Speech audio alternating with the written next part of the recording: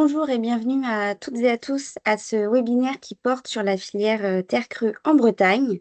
Vous êtes nombreux et nombreuses à être connectés, donc c'est chouette. J'espère que la restitution de l'étude va vous plaire.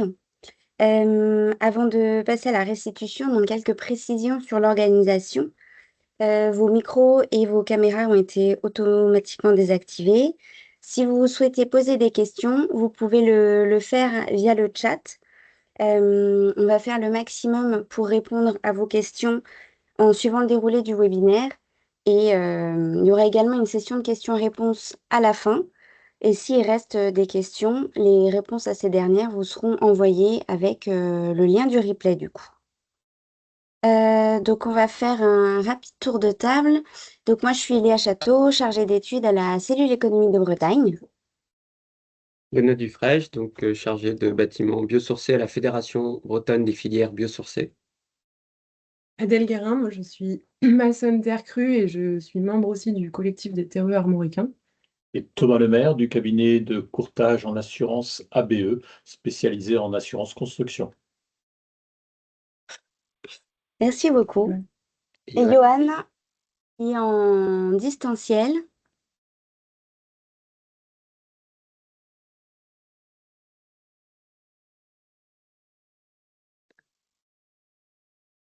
Johan, ton micro est coupé. Ouais.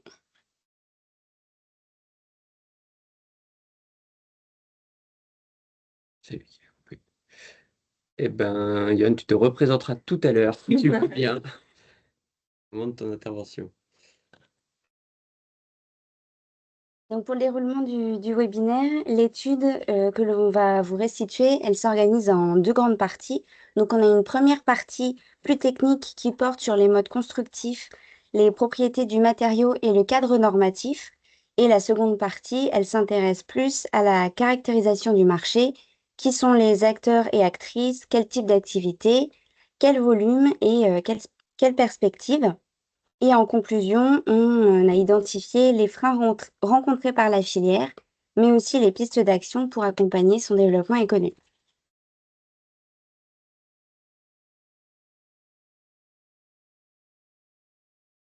Donc, ce webinaire, il est consacré à la restitution de l'étude sur la filière terre crue en Bretagne. Cette étude, elle a été financée par la DREAL Bretagne, l'ADEME en Bretagne, en partenariat avec la région Bretagne et le réseau FB2, et réalisée du coup par la cellule économique de Bretagne. Donc, elle s'inscrit dans la continuité du travail mené dans le cadre de l'Observatoire des matériaux biosourcés dans le bâtiment en Bretagne. Cet observatoire, il a pour mission de suivre l'évolution de l'usage des matériaux biosourcés, de mieux connaître les marchés et les acteurs et d'identifier les freins et les leviers de développement. La terre crue, c'est un matériau ancien qui est très présent dans le patrimoine breton, mais qui a été remis en lumière ces dernières années. L'appel à manifestation d'intérêt lancé en 2021 intitulé Construire avec les matériaux biosourcés et la terre crue a d'ailleurs confirmé l'existence d'une filière déjà bien implantée en Bretagne, avec des modes de construction à la fois vertueux et confortables. Aujourd'hui, les usages évoluent. La terre crue ne se limite plus à la maison individuelle. Les entreprises interviennent désormais aussi sur des projets de logement collectif, de bâtiments non résidentiels, mais aussi sur le marché de l'entretien-rénovation. Cette dynamique, elle est encouragée par les maîtres d'ouvrage publics et privés qui s'intéressent de plus en plus aux atouts du matériau. Mobilisation de ressources locales, confort hygrothermique et contribution à la construction bas carbone. Dans ce contexte, l'objectif de l'étude était de dresser un état des lieux de la structuration économique de la filière en Bretagne autour de trois grandes questions. Quelles sont les caractéristiques de la construction en terre crue? Comment le marché a-t-il évolué ces dernières années? Et quels sont les freins et les pistes d'action pour accompagner son développement? Donc, je vais maintenant transmettre la parole à Adèle pour la partie suivante concernant les enjeux techniques, réglementaires et normatifs. Oui. Alors peut-être pour commencer, réintroduire l'intérêt de la terre crue dans les bâtiments. Donc c'est un matériau qui est intéressant à plusieurs moments du cycle de vie d'un bâtiment. D'abord, il est intéressant en tant que ressource parce que Léa l'a rappelé, c'est un matériau qui est utilisé depuis toujours pour bâtir. C'est une ressource qui est abondante, qui est à la fois accessible et résistante. Dans sa mise en œuvre, c'est aussi un matériau qui est intéressant parce que si on travaille une matière brute qui subit peu de transformation entre son extraction et sa mise en œuvre, elle est donc hyper économe en énergie grise. Elle favorise aussi la bonne santé des personnes qui vont la mettre en œuvre puisque c'est un matériau qui est plutôt naturel et qui émet peu de mauvais composants pour les personnes qui la mettent en œuvre. Une fois dans un bâtiment, dans son utilisation, c'est un matériau qui va permettre d'apporter du confort, puisque c'est un matériau qui a une forte capacité de régulation de l'humidité et qui permet aussi d'apporter de l'inertie. C'est-à-dire que c'est un matériau qui peut emmagasiner de la chaleur ou de la fraîcheur et la restituer dans le temps. Ça peut aussi être un matériau esthétique, puisqu'on a une diversité de terres qu'on peut trouver avec des couleurs très variées et aussi une diversité de techniques qui permettent de la mettre en œuvre. En fin de vie, c'est aussi un matériau qui est intéressant puisqu'il va être réversible s'il est bien travaillé de façon adjuvantée, c'est-à-dire que dans une optique de recyclage du bâtiment, on pourra tout simplement le remettre à la terre. Parmi les techniques de construction en terre crue qu'on a identifiées aujourd'hui et qui sont les plus courantes, on va pouvoir distinguer toutes les techniques qui vont être plutôt des ouvrages porteurs et non porteurs, et aussi les techniques qui vont être plutôt isolantes ou de masse.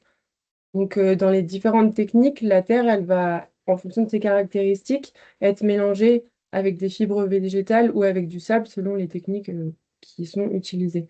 Donc, parmi les techniques un peu de masse et porteuses, on va avoir d'abord la bauge et le pisé. La bauge, c'est la technique qu'on va retrouver plutôt en Bretagne, qui est assez régionale et qui se travaille avec un mélange de terre qui est mélangé à de la fibre et qui est mis sous forme de bâton pour lever des murs. Ça va être plutôt tout le patrimoine qu'on pose aujourd'hui avec cette technique.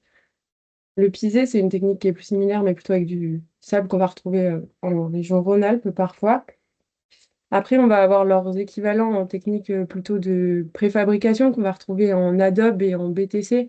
Donc l'adobe, c'est des briques de terre moulées qui sont mélangées avec de la terre. Et les BTC, c'est plutôt des briques de terre comprimées ou compressées qui sont fabriquées avec une presse, où là, on vient chercher plutôt de la masse. Ça va être plutôt des techniques qu'on va mettre dans la filière sèche aussi, puisque on peut les fabriquer plutôt à la belle saison et les mettre en œuvre toute l'année. La terre, c'est un matériau qui a une saisonnalité, puisque ça demande des temps de séchage. Dans les autres techniques, on va retrouver aussi le torchis, qui est assez présent en Bretagne, qui est un remplissage d'ossature bois en terre. Et enfin, les enduits, qui sont plutôt une technique de parement. Et dans les techniques isolantes, on va avoir toutes les techniques de terre allégée, où là, ça va être majoritairement des fibres végétales. Donc le plus souvent, c'est de la paille ou du chanvre, qui sont mélangées avec la terre, où la terre sert plutôt de liant, et on va favoriser la fibre végétale comme isolation. Quand on parle de terre à bâtir, on parle d'abord enfin, il va falloir identifier la ressource. Donc, la ressource de la terre à bâtir, c'est toute la terre qu'on va trouver sous la couche végétale. C'est une terre qui est minérale, qui est propre à la construction et qui se compose d'un mélange naturel d'argile, de limon, de sable, de gravier et de cailloux. Les terres, elles sont très différentes régionalement et localement, c'est-à-dire que d'une région à une autre ou même sur un même terrain, on pourra avoir des gisements qui se composent pas de la même façon. En fonction de la composition, ça va permettre d'identifier la technique qui est la plus adaptée.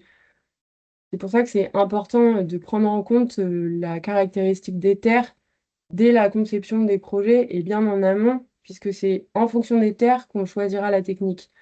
Si on a beaucoup de bâtiments en bauge aujourd'hui en Bretagne, c'est aussi parce que on a des terres qui sont plutôt argileuses et humides et qu'on va pouvoir travailler avec des fibres et mettre en œuvre.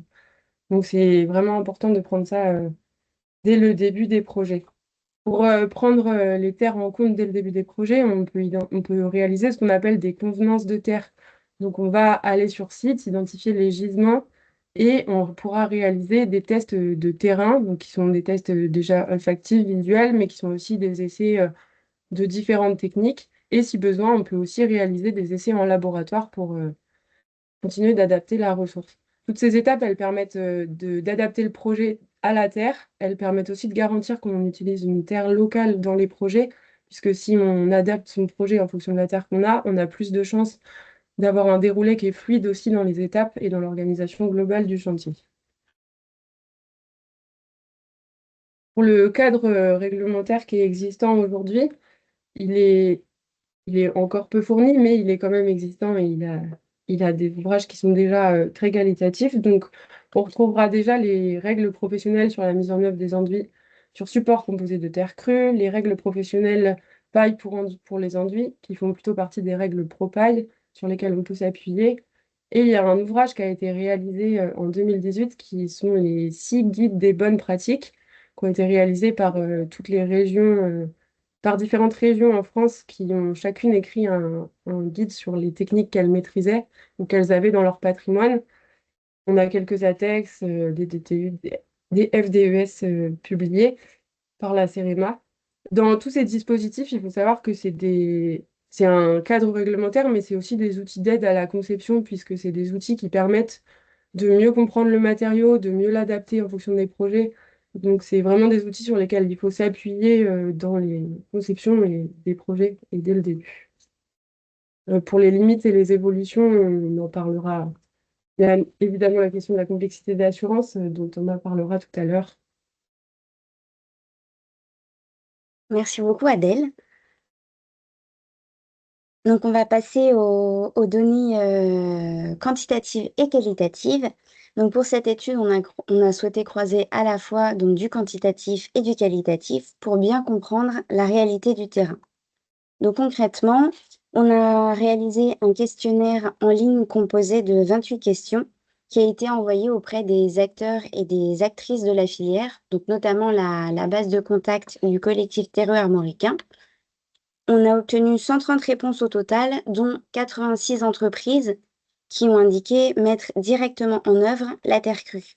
Donc c'est sur elle que reposent les analyses d'économie que l'on a pu effectuer. Les autres répondants, comme les bureaux d'études, les organismes de formation, les architectes, les chercheurs, etc., ont plutôt apporté un regard complémentaire et qualitatif, notamment via des questions ouvertes. Et toujours dans le qualitatif, on a également réalisé 5 entretiens avec notamment Solène Folezou, Grégory Bozy, Johan Bois, Yannick Le Hagre et Christophe Lubert. Donc tout cela, ça nous a permis de dresser un état des lieux plutôt complet de la situation actuelle de la filière, de ses marchés, donc construction neuve, entretien, rénovation, et d'en évaluer le potentiel de développement. Les données issues de l'enquête nous ont permis de dresser un portrait de la filière terre crue pour la construction en Bretagne à travers quelques chiffres clés. Donc on a 86 entreprises qui mettent en œuvre directement la terre crue en Bretagne. Ce sont majoritairement des entreprises artisanales. 71% emploient moins de 5 salariés, dont 28% aucun salarié. Au sein des entreprises employeuses, donc qui emploient des salariés, on compte environ 450 salariés, soit une moyenne de 5,2 salariés par entreprise, dont 2,7 qui mettent en œuvre la terre crue, toujours par entreprise. Et ces entreprises qui mettent en œuvre la terre crue, elles ont indiqué qu'elles avaient réalisé un chiffre d'affaires de 28 millions d'euros en 2023, toute activité confondue.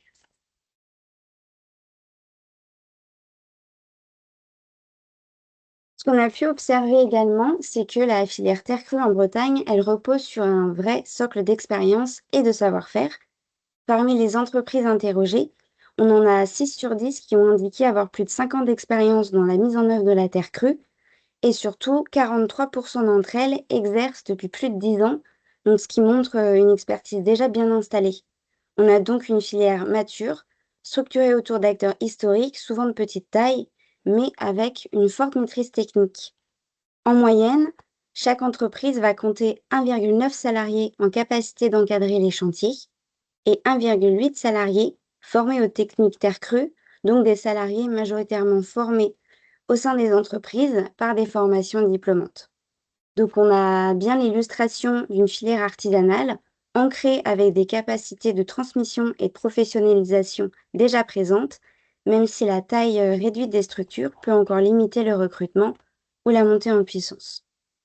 On va maintenant passer aux cartographies qui ont été réalisées à l'aide d'une veille presse et documentaire, mais également via l'annuaire Bâtilab, et je vais laisser Johan Bois du coup prendre la parole. Bonjour à tout le monde. Donc, je vais présenter la suite là sur la base de deux cartes qui font à la fois du récollement d'acteurs et d'actrices évidemment et du récollement de projets. Sur cette première carte là ici, ce qui est intéressant, c'est de montrer que historiquement, on a une polarité forte autour du bassin rennais qui est liée à la présence très facilement de la ressource et qui est observable dans le patrimoine. Donc, si vous voyez sur la slide, l'encart avec la carte des aplats verts, là, c'est une étude qui a été portée par l'Université Gustave Eiffel il y a plusieurs années maintenant, qui fait le recoupement entre des cartes géotechniques et la présence du patrimoine sur le territoire. Et donc, le grand aplat rouge, c'est l'ère historique de la construction en Bauge. Et on voit aujourd'hui qu'on a une grosse proportion des entreprises qui sont sur cette même tâche.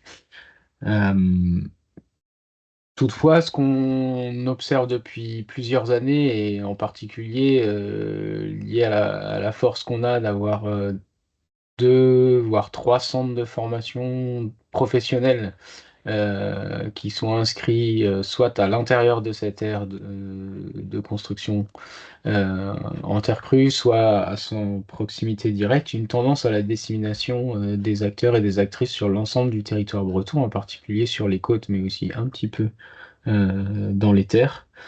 Ce qui en illustre cette dynamique cette dernière année, c'est la création au sein du collectif des terroirs marocains d'une antenne locale qui reprend les acteurs de la frange Atlantique Sud et la pointe du Finistère à travers une antenne qui s'appellera désormais les Terreux de la Pointe. Euh, pour ce qui est des projets, vous voyez que ces acteurs-là travaillent sur une aire qui va du Morbihan au Finistère. Je vais commencer par ce côté-là. Parce que dans les cartons, là, sur l'année qui vient, donc 2026, devraient sortir plusieurs projets dans le Morbihan. En particulier plusieurs projets de rénovation en marché public et en construction privée. On note aussi les fortes expérimentations qui sont menées par Morbihan Habitat pour l'intégration de la terre crue dans du logement social, en particulier à Saint-Avé, à côté de Vannes. Et puis dernièrement, pas plus tard que la semaine dernière, la validation du SDIS de Vannes pour la mise en œuvre d'enduits-terre sur bottes de paille pour leurs futurs locaux sociaux. Tout ça soutenu par des acteurs et des actrices qui s'implantent de plus en plus, et en particulier sur la création et la promotion de produits terre comme ceux de Kelly Cameron. Et puis ensuite revenir un peu sur les projets qui ont marqué l'année dernière. Donc le projet d'extension du groupe scolaire de Melès en terre allégée sur Ossature-Bois avec enduit terre extérieur et aussi ouate de cellulose et charpente bois, un projet qui est dans le cadre de l'appel à manifestation d'intérêt de la Fédération bretonne des filières biosourcées.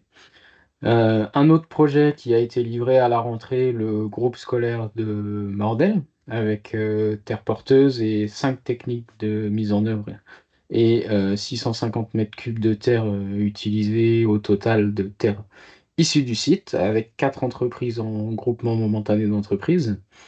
Et puis, à venir sur le secteur de Rennes, à observer de près la logique de valorisation de terres d'excavation à l'échelle d'une ZAC, sur la ZAC du Bois-Perrin, avec comme principal aménageur Rennes Métropole.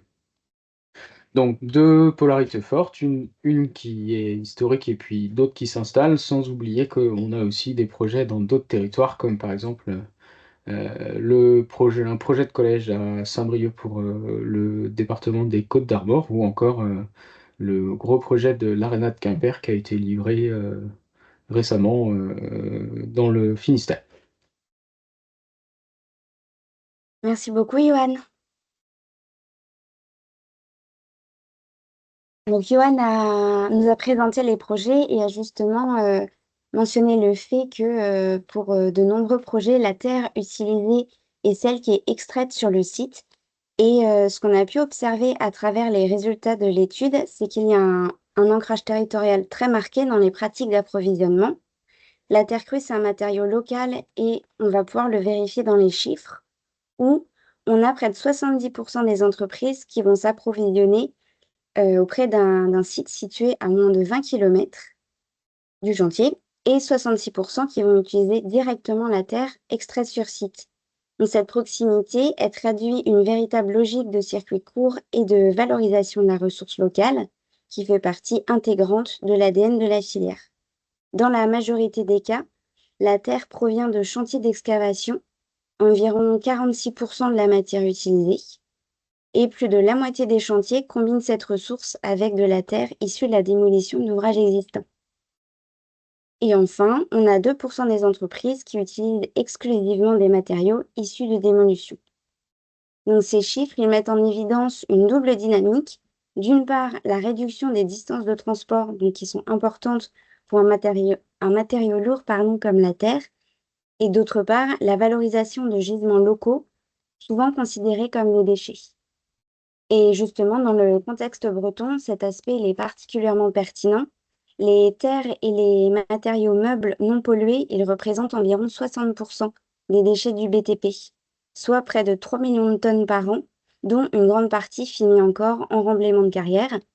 Ces chiffres ils sont tirés d'une étude on a menée, la cellule économique de Bretagne, en 2021.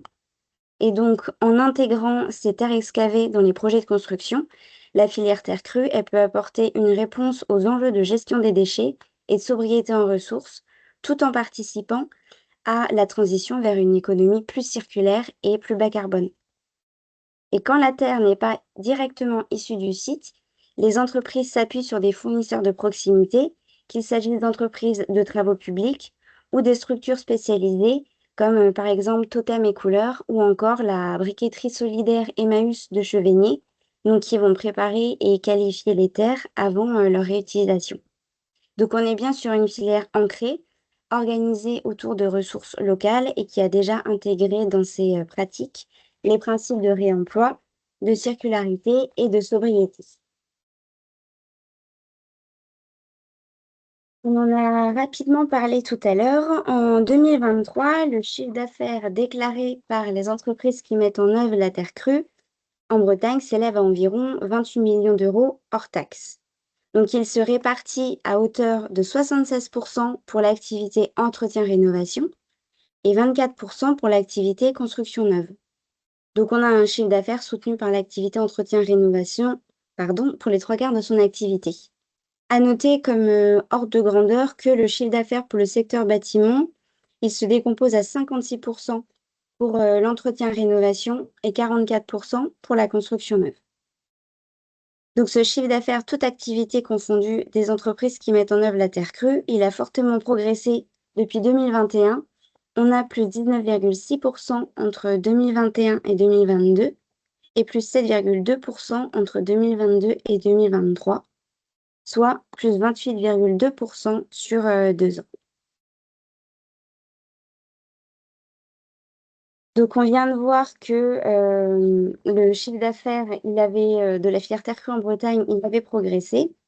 Et cette dynamique économique, elle se traduit aussi sur le terrain avec un nombre de chantiers en hausse entre 2021 et 2023, que ce soit pour la clientèle privée ou publique et sur tout type de projet, donc neuf ou en entretien-rénovation. Si on regarde plus en détail le nombre moyen de chantiers réalisés pour des clients privés, il est nettement plus élevé. On va passer de 13,8 chantiers par entreprise en 2021 à 15,7 en 2023. Alors que pour les clients publics, comme donc ça va être tout ce qui est communes, EPCI ou bailleurs sociaux, le nombre moyen il reste plus faible, on est aux alentours de 1,3 chantiers par entreprise en 2023. En parallèle, l'analyse de la base Vecteur Plus, donc c'est une base qui recense les appels d'offres publics, elle a montré une dynamique positive également du côté des marchés publics. On en a dénombré 17 en 2024, il y en avait 11 en 2023 et 5 en 2022. Et concernant la répartition donc, de ces projets qui sont portés, on a en premier les communes qui portent les projets à 59%. Ensuite, on a les bailleurs sociaux à 24% et enfin les EPCI à 17%. Si on s'intéresse maintenant au marché de la construction neuve, on observe que la maison individuelle reste aujourd'hui le cœur d'activité des entreprises qui travaillent la terre crue en Bretagne. Donc en 2023, elle représente un peu plus de la moitié des chantiers, soit 52% contre 59% en moyenne sur la période 2021-2023. Donc ce segment, il reste dominant, mais on voit déjà une tendance à la diversification. Les logements collectifs, encore marginaux il y a quelques années, gagnent du terrain. Ils passent de 4% en moyenne sur les 3 dernières années à 10% en 2023. Les bâtiments non résidentiels, donc tout ce qui va être équipement public, culturel ou les bâtiments d'activité, ils vont se maintenir quant à eux à un niveau stable autour de 38%. Et en termes de volume, les entreprises ont recensé 312 chantiers neufs sur la période 2021-2023, dont 104 chantiers en 2023. Si on passe maintenant au marché de l'entretien-rénovation, donc on retrouve une tendance très marquée, c'est la maison individuelle qui continue de représenter la majorité des chantiers réalisés en terre crue. En 2023, elle concentre près de 9 chantiers sur 10, soit 89% du total. Une proportion qui reste stable depuis 3 ans, mais donc preuve d'un marché à la fois solide et bien identifié.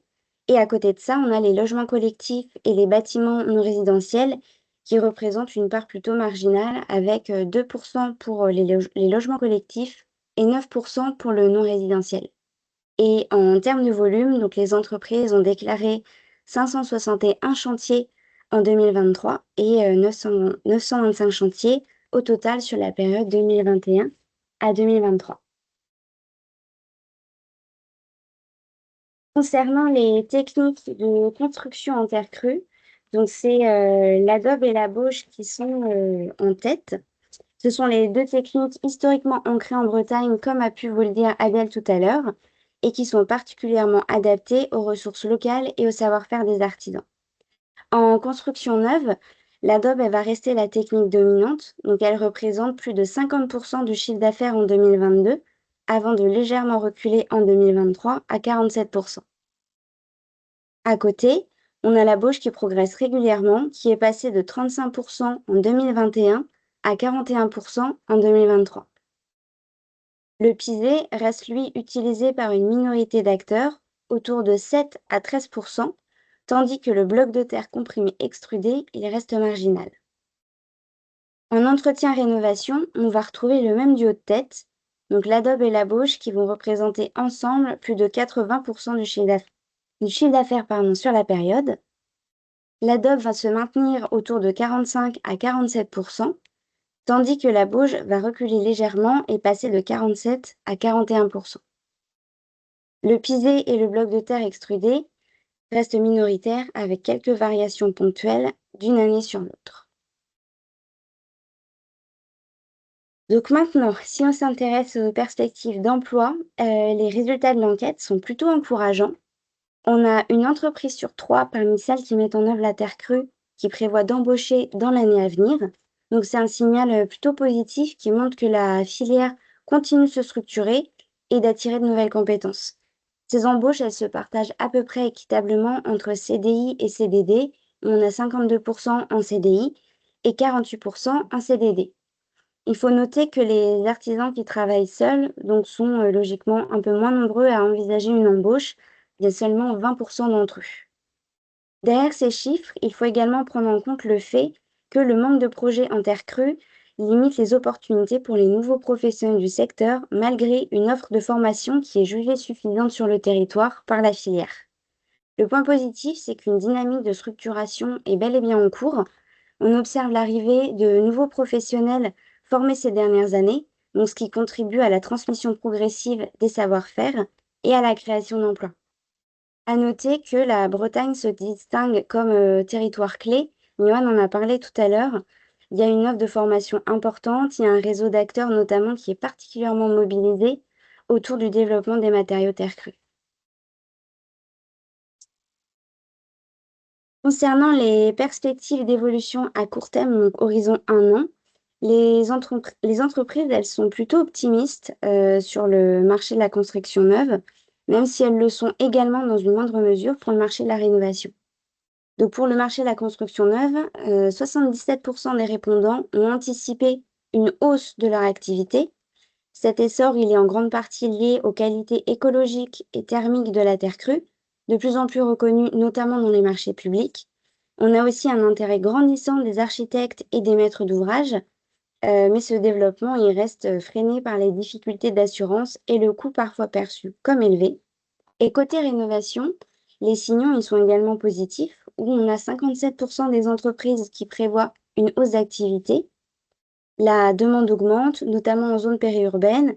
Les enduits terre et les isolants terre-chanvre, ils suscitent un réel attrait, notamment dans le bâti ancien, grâce à une meilleure connaissance du matériau et la recherche de solutions plus écologiques. Concernant les perspectives d'évolution à moyen terme, les entreprises de la filière terre crue se sont montrées encore plus confiantes. Donc pour la construction neuve, on a 81% des répondants qui anticipent une hausse de l'activité. Donc cette tendance, elle s'explique notamment par une acceptation plus large du matériau, soutenue par la réglementation environnementale RE 2020 et notamment l'arrivée des nouveaux seuils 2025 et 2028. On note également une demande croissante sur des usages plus variés, notamment en seconde œuvre ou pour la préfabrication non adjuvantée. L'industrialisation de certains procédés et la raréfaction des matériaux conventionnels pourraient également renforcer encore plus l'attractivité de la filière. Et pour le marché de la rénovation, les perspectives sont également très positives. On a 68% des entreprises qui anticipent une hausse de l'activité. Il y a été identifié les réglementaires du ZAN qui pourra favoriser la rénovation. La hausse des coûts de construction qui rend la rénovation plus intéressante et une reconnaissance croissante des qualités de la terre crue, notamment dans la réhabilitation toujours du bâti ancien. Enfin, on a de nouvelles solutions qui émergent, notamment les combinaisons terre-chanvre, terre-paille ou encore les dalles de terre qui pourraient répondre à la fois à des enjeux techniques ou environnementaux. Concernant le regard des acteurs et actrices de la filière, donc on leur avait posé des petites questions, ils ont pu nous dire un petit peu ce qu'ils en pensaient. Donc les entreprises interrogées, elles expriment un regard pareil, globalement positif sur l'évolution de leur filière. On a une très large majorité qui va constater une hausse de la demande pour la construction en terre crue. Donc c'est le cas de 90% des répondants. On a également des perceptions favorables concernant l'approvisionnement en ressources, jugé facile par 89% des entreprises, et la disponibilité des formations, mentionnée par 87% des entreprises. La plupart vont aussi considérer que les techniques de mise en œuvre sont maîtrisées, environ 76% vont le souligner, et que la structuration de la filière progresse avec 75% de réponses positives. En revanche, on a toujours un peu les mêmes sujets assez sensibles. On a seulement 46% des répondants qui estiment que les règles professionnelles existantes sont suffisantes et 12% seulement qui jugent qu'il est facile de s'assurer. Et je vais laisser Adèle ou Yoann s'ils souhaitent rebondir sur ces petits chiffres-là. Peut-être ce qu'on peut dire sur la question des assurances, c'est que par rapport à d'autres matériaux plus conventionnels, nous, on est dans une difficulté de faire assurer la terre crue puisqu'on cherche à faire assurer un savoir-faire et non pas un matériau, ce qui fait qu'il faut aussi faire reconnaître toutes les pratiques qui ont été appropriées par les personnes qui mettent en œuvre. Et c'est ça qui rend la difficulté et notamment la limite des textes réglementaires. On a une question complémentaire dans le chat de Gabin qui demande si les inquiétudes liées au cadre normatif et assurantiel portent sur le fait que c'est considéré comme un frein ou est-ce que c'est au contraire leur manque qui en est un? Je vais plus laisser, moi, les experts répondre. Je vais essayer d'y répondre À la fin. juste après, là, dans la slide. Ok. J'apporte quelques éléments. Ouais, bonjour Gabin. Bon, la réponse, elle est toujours un peu des deux côtés, mais effectivement, c'est c'est le manque de reconnaissance de facto, je dirais, qui est a priori un frein. En attendant, aujourd'hui, on a aussi des matériaux biosourcés qui évoluent dans des cadres de techniques courantes, mais Monsieur le maire pourra en parler tout à l'heure, qui sont dans des logiques de dépassement des domaines d'emploi pour pousser toujours plus loin l'emploi des matériaux biosourcés. Et la terre crue fait partie, au même titre que d'autres matériaux, de cette logique là, dans une logique, on va dire, d'innovation vis-à-vis du cadre réglementaire. Et je pèse le mot d'innovation tout en sachant que c'est des techniques qui sont, en tout cas pour la terre crue, multiséculaires. Donc comment est-ce qu'on fait du neuf avec du vieux finalement? Donc en fait, comment est-ce qu'on rentre dans le cadre?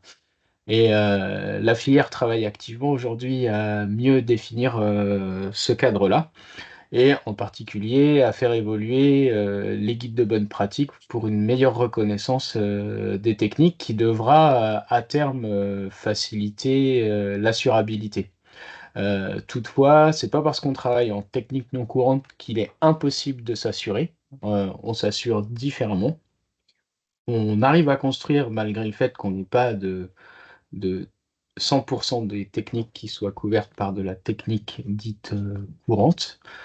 Et on est capable aussi aujourd'hui, avec les acteurs de la filière, de mettre en place des procédés et des procédures de contrôle qualité des ouvrages qu'on réalise, des matériaux qu'on produit, y compris des matériaux qui sont produits sur chantier à partir de terres d'excavation du site, qui nous permettent, dans le cadre des échanges avec les bureaux de contrôle et donc, in fine, les assureurs, de valider des procédés qui sont, a priori, pas couverts par le blanc-seing de l'AQC, en tout cas, dans le cadre de la liste verte. Voilà. Donc on a une question de Marie-Jeanne. Quelle perception sur la garantie de l'inéquité sanitaire et environnementale des terres utilisées? J'imagine que dans la question se traduit le sujet des terres polluées. Je ne sais pas si quelqu'un veut s'exprimer sur le sujet, ou toi Adèle peut-être? En tout cas, nous, ce que je peux dire pour FB2, en tout cas, pour les projets qu'on accompagne, sur les 11 projets en réhabilitation de l'AMI 2, il y en a 8 qui sont liés à la petite enfance et le sujet de l'aspect santé, qualité de l'air, est mis en avant quand on prescrit de la terre. Donc, il y a, pour ce qui est de la perception, effectivement, dans les maîtrises d'ouvrage, il y a une perception d'un matériau sain et il est principalement prescrit pour ça. Et pour compléter la réponse de Benoît, lorsqu'on établit la convenance de la terre pour la construction, une des premières recherches qui est faite, c'est sur la documentation historique des traces de pollution. Évidemment que on met de côté toutes sortes de pollutions qui pourraient être advenues au niveau des sols. Donc on n'utilise pas cette terre-là. En général, on fait le pas de côté, on va voir un petit peu plus loin, si c'est pas sur la parcelle d'à côté, dans les 10 km alentour, et on trouve une terre qui est propre à la construction. Et après, aujourd'hui, on est capable de définir avec des laboratoires des protocoles de recherche de pollution bien spécifiques quand on a une suspicion sur un polluant. J'aurais dit. Parfait. Merci. Donc là, on a vu le regard des acteurs et des actrices de la filière et maintenant, on va passer un peu enfin, on va rentrer dans le détail des attentes et des pistes d'action. Avant de développer un peu ces parties-là, enfin, je tiens à vous préciser que ces attentes et ces propositions, enfin, qui sont présentées ici, elles sont issues de l'enquête et des entretiens qualitatifs. Donc, elles ne prétendent donc pas représenter toute la diversité des points de vue de la filière. À noter également, où il faut le mettre en avant, que plusieurs actions sont déjà en cours de déploiement à différents niveaux au sein de la filière. Donc la première attente qui est ressortie de manière récurrente, c'est celui de l'accès à la ressource, où aujourd'hui la terre crue est présente, comme l'ont dit Adèle et Johan, sur l'ensemble du territoire breton. Cependant, son accès reste parfois complexe, que ce soit pour des raisons logistiques, techniques ou administratives. Faciliter, sécuriser et pérenniser l'accès à la ressource permettrait de garantir un approvisionnement régulier et qualifié et donc de soutenir la montée en puissance progressive de la filière. Donc il y a plusieurs pistes d'action qui ont été évoquées par les acteurs et actrices interrogés. Donc on a d'abord le développement de la préfabrication, notamment pour la production de briques de terre crue prêtes à l'emploi. Ça permettrait de gagner du temps sur les chantiers, de fiabiliser la mise en œuvre tout en maintenant le lien avec les savoir-faire artisanaux. On a également la création de zones de stockage et de préparation en terre en partenariat avec les collectivités, les entreprises de terrassement et les structures publiques. Ces zones pourraient notamment contribuer à mutualiser les ressources. Adèle a insisté sur l'importance de la convenance de terre. Donc ces zones-là, elles permettraient également de tester la convenance des différentes terres et qu'elles soient prêtes à l'emploi. Et aussi de mieux répartir les matériaux à l'échelle régionale. Et enfin, on a certains acteurs qui ont évoqué l'essor de briqueterie locale qui permettrait de diversifier l'offre, de favoriser les circuits courts et de mieux adapter la production aux besoins locaux. Donc l'objectif global, il reste le même, assurer un approvisionnement régulier, accessible et durable, tout en veillant à préserver l'identité artisanale et la dimension locale qui caractérise la filière terre crue. En attente d'eux, le besoin est de consolider la structuration existante afin d'aller plus loin dans l'organisation collective et la mutualisation au sein de la filière terre crue. Donc l'objectif serait de renforcer l'organisation et le fonctionnement collectif des acteurs et actrices, tout en facilitant l'accès à des lieux clés de transmission, que ce soit pour la formation, le stockage ou la production expérimentale. Donc pour ça, le développement de lieux partagés pourrait favoriser la transmission des savoir-faire, la mutualisation des outils et la montée en compétences des professionnels. Et enfin, on a plusieurs acteurs et actrices qui ont souligné le rôle potentiel de la commande publique dans cette dynamique. Donc ces différentes pistes, elles ne relèvent pas d'un seul levier d'action, mais d'un travail collectif et coordonné qui s'appuie sur les forces déjà existantes de la filière pour favoriser sa structuration à long terme. L'attente numéro 3, elle met en lumière un enjeu majeur pour la filière terre crue, accroître la connaissance et la visibilité du matériau. Aujourd'hui, on a pu le voir, on a plusieurs freins qui persistent. Le manque de repères techniques et réglementaires, une méconnaissance du matériau par une partie des professionnels du bâtiment et un besoin de formation plus développé à l'échelle régionale. Donc les objectifs exprimés par les acteurs et actrices y sont triples: valoriser davantage l'image du matériau, multiplier les projets pilotes et les actions de communication, et former et accompagner les professionnels pour garantir une mise en œuvre maîtrisée. Donc pour répondre à ces enjeux, la valorisation du matériau passe avant tout par un changement de regard collectif auprès des pouvoirs publics, des maîtres d'ouvrage, mais aussi du grand public. Et cela suppose également de renforcer la visibilité de la filière. Il serait aussi nécessaire de mettre en place un accompagnement renforcé des professionnels, qu'ils soient artisans, architectes, bureaux d'études, maîtres d'ouvrage, etc., afin qu'ils puissent intégrer la terre crue dès la conception des projets. Adèle a bien insisté là-dessus qu'il fallait intégrer la terre dès le début et pas faire le projet et après réfléchir à ce qu'on allait mettre comme terre. Globalement, je le dis moins bien qu'elle. Et ces différentes pistes, du coup, elles s'inscrivent dans une même logique: rendre le matériau plus visible, plus lisible et plus reconnu, tout en assurant la montée en compétence des acteurs et des actrices à tous les niveaux de la filière. Et pour l'attente numéro 4 sur le fait d'adapter la réglementation, je vais laisser la parole à Thomas. Thomas qui dit que vous ne trouverez pas de webinaire sur l'utilisation du parpaing ou de la cuite. Aujourd'hui, ce sont des choses qui sont totalement intégrées dans la façon de construire, et l'idée des démarches qui sont entreprises, c'est que pour que les assureurs couvrent valablement sans poser de questions les entreprises qui utilisent la terre, on a besoin d'une meilleure prise en compte des performances, une meilleure connaissance du matériau. Donc, tout le travail qui a déjà été établi sur les guides de bonne pratique permet d'avancer. Il y a encore du travail qui est en cours avec le projet national Terre.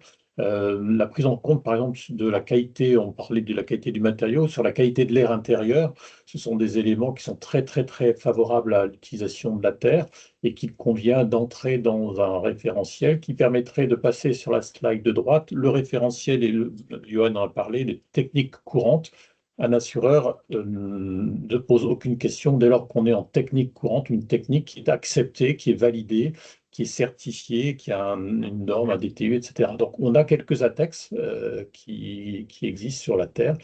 L'idée, c'est de peut-être passer demain dans des règles professionnelles validées par la C2P. Ça, je pense que ce serait la voie royale. Mais pour cela, il faut effectivement encore caractériser, se justifier. En attendant, comme disait Johan, il est tout à fait possible de s'assurer en construction de terre. Il faut travailler en amont, travailler avec le contrôleur technique, travailler avec des professionnels, caractériser la terre. Et à partir du moment où on connaît bien le matériau, on peut le justifier et on peut s'assurer en construction terre. Ça demande aujourd'hui un peu plus de temps que de construire en parpaing, mais ce n'est pas impossible. Donc il y a encore du travail. Merci beaucoup Thomas. Et ben, pour conclure, donc cette étude, elle offre pour la première fois en Bretagne une photographie complète et structurée de la filière terre crue. Les 86 entreprises qui mettent en œuvre la terre crue témoignent d'une activité en progression, notamment sur le marché de la rénovation et la commande publique. Plusieurs, pardon. Plusieurs éléments expliquent cette dynamique. D'abord, la disponibilité d'une ressource locale, abondante et non délocalisable. Ensuite, les qualités techniques et environnementales du matériau, confort hygrothermique, inertie, faible empreinte carbone, donc qui répondent directement aux enjeux de transition écologique. Et enfin, un intérêt croissant des acteurs publics et privés contribue à renforcer l'ancrage territorial de la filière. Cette croissance, elle s'accompagne aussi de points de vigilance, les difficultés d'assurabilité, un cadre réglementaire et normatif encore en construction et un besoin de visibilité accrue auprès des maîtres d'ouvrage et du grand public. Autrement dit, la filière est en mouvement, mais doit encore consolider ses bases structurelles. En regardant vers l'avenir, l'étude met en évidence plusieurs perspectives d'évolution. On a la diversification des marchés au-delà de la maison individuelle, le développement de la préfabrication ou encore la montée en puissance de nouvelles pratiques professionnelles. Ces changements, ils ouvrent des opportunités réelles, mais ils posent aussi la question de l'équilibre à trouver entre innovation, transmission et maintien du savoir-faire artisanal. Enfin, plusieurs leviers d'action se sont dégagés: la structuration économique des entreprises, la recherche et l'innovation, la formation des professionnels et la gestion durable de la ressource. Ensemble, ces leviers permettront d'accompagner la montée en puissance d'une filière qui, aujourd'hui, trouve toute sa place dans les politiques régionales de construction durable. Merci beaucoup. Si vous avez des questions, c'est le moment. Alors, il y en a 3 qui sont déjà arrivées dans le chat. Une première qui a déjà été partiellement répondue. Donc, Léa Chevrier nous dit: pour intégrer la Terre dans un projet dès la conception, un test de convenance peut être fait. Donc, Adèle en a pas mal parlé en intro. Tu pourras peut-être compléter si besoin. Et Léa précise que les terreurs américains ont accompagné Quimperlé Communauté pour un projet. C'est tout à fait exact qu'il y a un vrai levier de développement avec ça, notamment pour les projets accompagnés par FB2. On a constaté que dès qu'il y avait de la terre, il y avait généralement un développement de la filière par cette étude de convenance qui a été très largement valorisée dans les projets accompagnés par l'AMI. Les 2 AMI en construction neuve, dont on a vu quelques projets tout à l'heure, Melès et Mordel, et maintenant en rénovation. Je ne sais pas si vous voulez préciser un petit peu plus le sujet de l'importance de l'étude de convenance. On peut peut-être préciser que c'est des convenances qui sont réalisées par des professionnels de la terre crue, qui sont à la fois des professionnels de terrain, mais aussi des professionnels de la conception parfois, ou aussi par des laboratoires. Donc, c'est des textes qui sont assez complets et qui peuvent se faire dans le cadre d'un projet, ou après, comme c'est précisé, ça peut être une prestation aussi qui est faite par le collectif des terreurs armoricains. Très bien, merci beaucoup. On a Pauline Esnault qui nous demande: comment qualifierez-vous la main-d'œuvre disponible pour répondre au développement de la filière? Est-elle insuffisante, suffisante, trop importante? Pourquoi pas? Pour être plus direct, les débouchés sont-ils assurés localement après une formation maçonnerie terre crue? Qui veut se lancer sur Moi, je peux commencer dans ce que j'avais pu échanger, lors des entretiens qualitatifs. J'avais un retour dans le sens où justement il y avait aujourd'hui donc énormément de personnes qui étaient formées et qui commençaient à intégrer justement après leur parcours de formation la construction terre crue, sauf qu'en effet, ça manquait de projets. Donc moi, de ce que j'avais pu ressentir en discutant avec les différents acteurs, c'est que la main-d'œuvre, elle était là. Il y en avait suffisamment, mais justement, il manquait, de projets, en fait. Ouais, Clairement. je vais compléter, Léa, si tu veux bien. Oui. C'est exactement le constat qu'on fait au niveau de la filière, hein. J'en parlais tout à l'heure. On a plusieurs centres de formation qui sont présents sur le territoire breton ou à proximité directe et qui, chaque année, qualifient nouveaux et nouvelles maçonnes terre crue, mais aussi des ouvriers pour la construction écologique ou pour la rénovation du patrimoine. Euh, on l'a dit tout à l'heure dans la présentation, un des leviers de développement de la filière, ça reste la commande. La commande publique, certes, mais aussi la bonne prescription au niveau des collectivités par rapport à l'entretien du patrimoine bâti, où on a un gisement potentiel d'activité qui est très fort encore aujourd'hui. Euh, Est-ce que les débouchés sont assurés localement après une formation maçonnerie terre crue? J'aurais tendance à dire que ce qui pêche principalement sur cette question-là, il y a la question de la demande, mais il y a aussi la question de la structuration, de l'évolution de la structuration des entreprises et d'autre part l'accompagnement après plusieurs années à, on va dire, la maturation des projets des professionnels qui acquièrent en quelques années une expérience solide sur la construction en terre. Mais comment est-ce que nous, et aussi c'est le travail de la filière, on arrive à les faire monter en compétences pour aborder la question du marché public, de l'assurabilité en bonne et due forme, de l'association, du groupement momentané d'entreprise, au-delà des logiques de pépinière d'entreprise ou comme élan bâtisseur à Saint-Jacques-de-la-Lande ou dans le 44 ou dans d'autres départements, on a des professionnels qui sont amenés à travailler ensemble. Donc,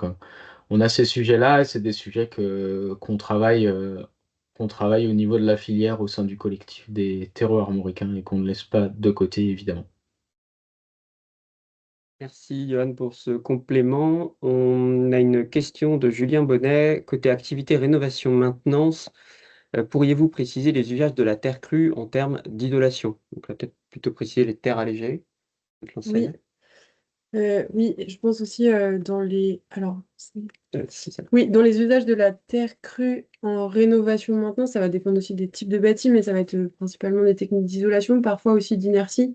On va avoir des cloisonnements en terre, du doublage. Il y a un enjeu aussi dans tout ce qui va être dans le second œuvre, où on peut utiliser des enduits, toutes ces techniques qui sont assez appropriées à de la rénovation. Très bien. On a une question qui est plutôt liée au national. Existe-t-il un centre de recherche national qui permettrait de lever les quelques freins évoqués en termes de communication, d'événements, de questions assurantielles? Ah, ça, je veux bien répondre. Euh, la, la- La filière, elle est organisée d'abord de manière décentralisée à travers les collectifs régionaux. Et après, ces collectifs régionaux, ils sont rassemblés au niveau national au sein de la Confédération de la construction terre crue, CCTC, qui porte des sujets à échelle nationale, y compris les sujets de qualification et de réglementation. Tout à l'heure, Monsieur le maire évoquait le projet national terre.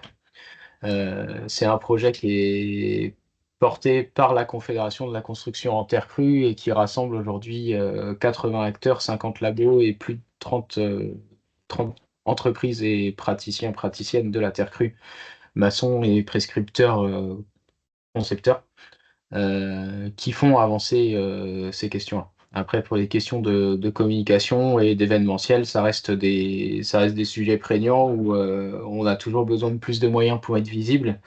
Et on est toujours à la recherche de plus de moyens pour être visible et gagner en visibilité. Mais le webinaire de ce matin est un bel exemple de ce qu'on est capable de faire quand on associe nos capacités et les moyens qu'on a. Merci. On a atteint toutes les questions. Vous avez été assez peu questionnant, donc c'est que c'était très clair a priori. Il nous reste quelques minutes si jamais il y a une question qui émerge en dernière minute. Et sinon, s'il y a un petit mot de la fin ou si vous voulez faire une dernière précision, s'il y a quelque chose côté intervenant, intervenante qui vous paraît à préciser. Moi, ça va être juste plus en termes d'organisation. Donc, Eh bien, donc, du coup, on va vous envoyer le lien du replay. Vous aurez également le support. Et dans le support, il y aura notamment une slide qui sera ajoutée avec un ensemble de liens vers des ressources. Donc, Yoann en a parlé. Il y aura le lien vers la CCCT, pardon, le PNTR. Il y aura également les différents organismes de formation, le lien vers les guides techniques. Enfin bref, un petit peu une boîte à outils où vous pourrez retrouver tout ça. Il y aura également nos noms, nos prénoms et notre moyen de un moyen de nous contacter. Et je vous mettrai également le lien vers la synthèse et l'étude qui seront disponibles donc en libre accès et téléchargeables. Voilà. si on a le temps pour une toute dernière question, ça nous fera moins de littérature à faire pour le replay. Il y a déjà une partie de réponse du siècle 72. Merci d'avoir dégainé rapidement. Donc, des projecteurs ont souvent des doutes sur la stabilité de la terre crue comme matériau structurel. En somme, ils sont en attente de voir comment les projets construits évoluent, comment les rassurer pour lancer des projets aujourd'hui. Vas-y, Adèle, feu. Oui, donc la réponse, c'était bien que le bâti historique est toujours là. Donc oui, déjà, il y a toute la question du patrimoine où on peut observer tout ce qui a déjà été fait. Et après, il faut aussi savoir qu'aujourd'hui, il y a beaucoup de bureaux d'études qui se spécialisent en terre crue sur les questions structurelles et qu'il y a des professionnels très compétents sur ces sujets-là sur lesquels il faut s'appuyer dans des projets. Même en zone sismique. Même en zone sismique. Il y a des annuaires disponibles sur le site du collectif Terroir Armoricain où vous pouvez trouver les noms des professionnels du territoire en Bretagne. Il y a notre annuaire aussi AFB2 qui vous permet de trouver des personnes en capacité de vous accompagner là-dessus. Donc n'hésitez pas à vous saisir de ces outils qui sont gratuits et en accès libre. Pour moi, c'est tout bon. Eh bien, parfait. Merci beaucoup. Merci beaucoup. Merci. Merci.